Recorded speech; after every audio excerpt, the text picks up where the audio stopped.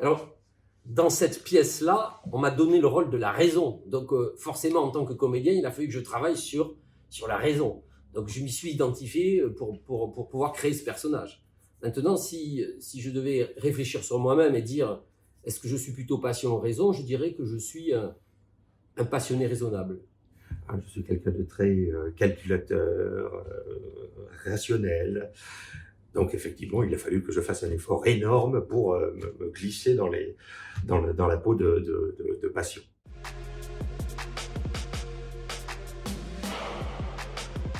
Le danger d'une vie trop raisonnable, c'est l'ennui, c'est la routine, c'est répéter en permanence les mêmes choses. C'est donc s'interdire d'aller plus loin, s'interdire une forme de liberté, s'interdire de l'audace. Voilà.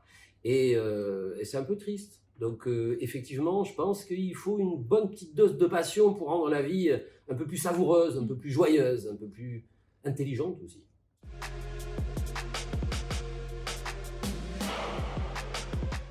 À l'origine, le mot passion, ça vient du latin. Et le patior en latin, ça veut dire souffrir. Et jusqu'au 19e siècle, on a considéré que la passion était avant tout une souffrance. C'était une maladie de la passion du Christ. Voilà, bah oui, on va remonter jusqu'aux rationalistes, Platon, Descartes, etc. C'est simplement au 19e qu'on a commencé à regarder la passion différemment et à considérer que c'était le véritable sel de la vie. Les Kierkegaard, Nietzsche, etc. Donc ça effraie la passion parce qu'effectivement on a cette perte de contrôle et en même temps on est attiré, on est comme des moustiques autour d'une lumière par cet état qui nous sublime, qui nous transcende.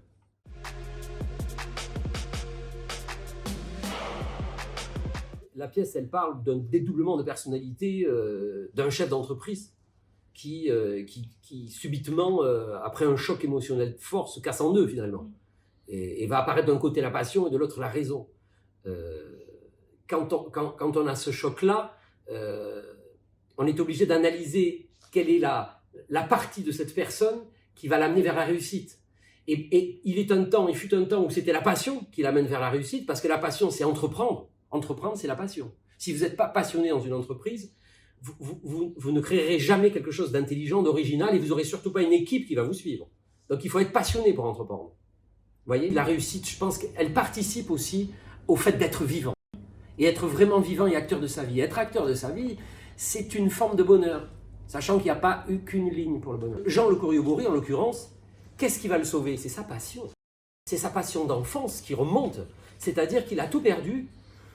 Après cet affrontement qu'on peut avoir entre la passion et la raison, il a tout perdu finalement. Et qu'est-ce qui va le faire renaître? C'est parce qu'il est passionné. Quand moi je joue la raison, sans dévoiler toute la pièce, mais quand je joue la raison, à un moment, moi je rends les armes. Et c'est la passion qui continue à se battre. C'est la passion qui dit non, non, non, non, il faut rêver, il faut continuer à rêver. C'est toi qui le dis dans ton personnage. Et c'est parce qu'il est passionné qu'il va rebondir. C'est la passion qui va le sauver.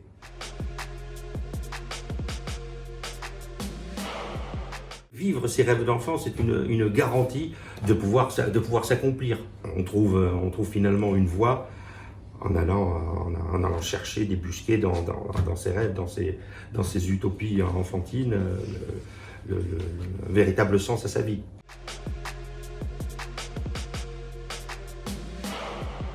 Quel bonheur c'était de pouvoir avoir son attestation pour venir travailler, pour venir se retrouver ici, quitter sa petite casemate, ce sentiment d'être emprisonné et qui se retrouvait aussi. On a vécu finalement dans un entre-deux-mondes depuis presque un an. Et cet entre-deux-mondes, tout d'un coup, on le retrouvait ici et on pouvait s'en amuser. La période du Covid qui nous a empêchés finalement de monter sur les planches, nous a obligés aussi finalement à un travail encore plus important sur cette pièce. Vous savez, souvent on joue des pièces dans l'urgence, c'est-à-dire qu'on travaille et puis on joue. Et puis le verdict, c'est le public. Et là, pour l'instant, le verdict, on l'a eu très très peu de fois, puisque chaque fois qu'on a commencé à jouer, il a failli fermer le théâtre. Donc cette période-là était une période à la fois compliquée et à la fois jouissive de pouvoir continuer à travailler. Parce qu'il faut savoir une chose, c'est que quand on est comédien, on adore jouer, mais un vrai comédien, il adore travailler et répéter sur un plateau, à ciseler, à travailler son personnage.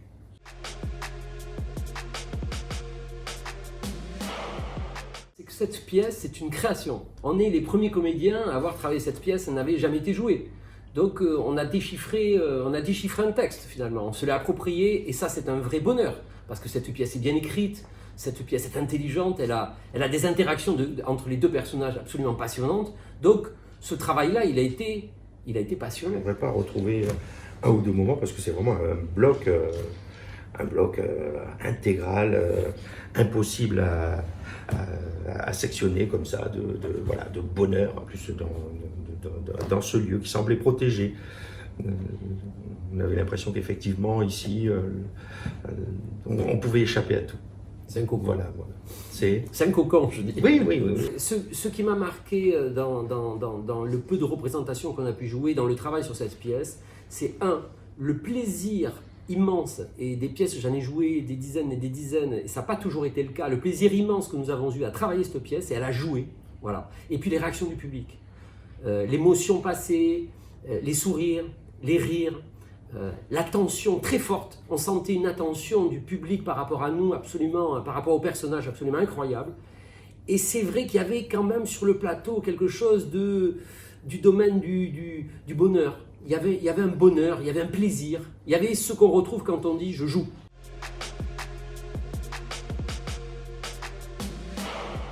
Même s'il y a une trame dramatique dans la pièce, il y a quand même un ressort de joie, de gaieté, de renaissance. Et on l'a senti à travers les sourires, à travers les rires des spectateurs, qui fait qu'effectivement, on pourrait inventer un nouveau style de dénomination théâtrale. C'est un drame optimiste. Moi, ça me paraît pas mal, ça me paraît joli. D'abord, est-ce que c'est un drame optimiste? Est-ce que ça veut dire qu'il faudrait mettre une étiquette dessus? Le public le prendra, rira quand il veut, pleurera quand il veut. Ça ne me semble pas important.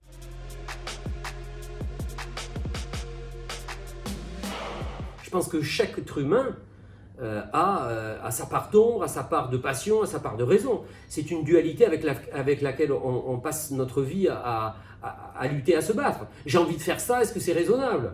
Oui, peut-être pas, mais si je ne le fais pas, est-ce que je ne vais pas être très frustré et malheureux? Donc finalement, comment je fais? Il y a des périodes de sa vie où on lâche, c'est la passion qui domine, et puis d'autres périodes, c'est la raison, parce que je suis peut-être moins bien. Moi, la passion, pour moi, c'est quand même une des clés du bonheur.